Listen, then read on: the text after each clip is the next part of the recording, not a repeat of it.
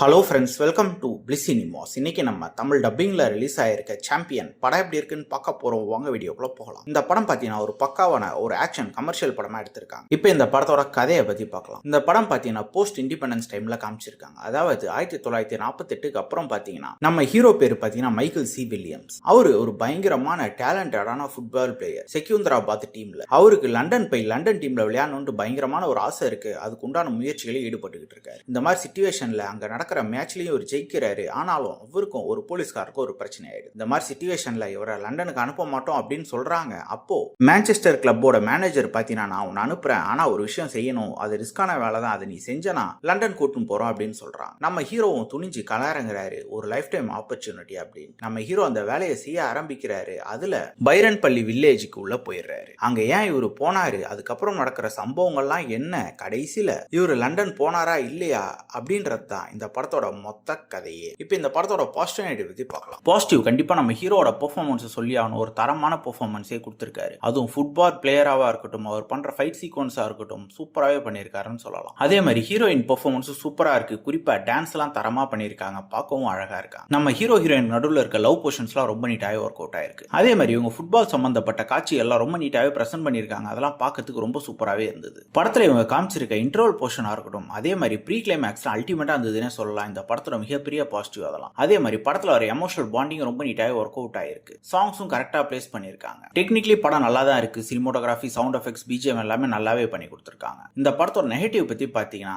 இவங்க ஒரு நீட்டான ஸ்டோரி பிளாட்டை எடுத்திருந்தாலும் அதை செகண்ட் ஹாஃப்ல ஒரு சில இடத்துல கோட் அவுட் இருக்காங்கன்னே சொல்லலாம். அதே மாதிரி படத்துல வர சிஜி போர்ஷன்ஸ்லாம் ஓரளவு தான் ஓகே ஒர்க் அவுட் ஆயிருக்கு. இன்னும் கொஞ்சம் பெட்டரா செலவு பண்ணியிருந்தாங்கன்னா நல்லாவே இருந்துரும். ஸ்கிரீன் பிளேஸ் பாத்தீங்கன்னா ஃபர்ஸ்ட் ஹாஃப் பொறுத்தளவுலாம் பாத்தீங்கன்னா எங்கேஜிங்கா போகுது. சூப்பரான ஒரு இன்டர்வல் பிளாக்ல முடிக்கிறாங்க. செகண்ட் ஹாஃப்ல ஒரு சில போர்ஷன்ஸ் லேக் அடிச்சாலும் படத்தை முடிக்கும்போது ஒரு நீட்டான படமாவே முடிச்சிருக்காங்க. கண்டிப்பா இந்த படம் எல்லாருமே ஒன்ஸ் பார்க்க வேண்டிய ஒரு படமா தான் இருக்கு. ட்ரை பண்ணி பாருங்க. இன்னொரு வீடியோல சந்திக்கலாம். தேங்க்யூ.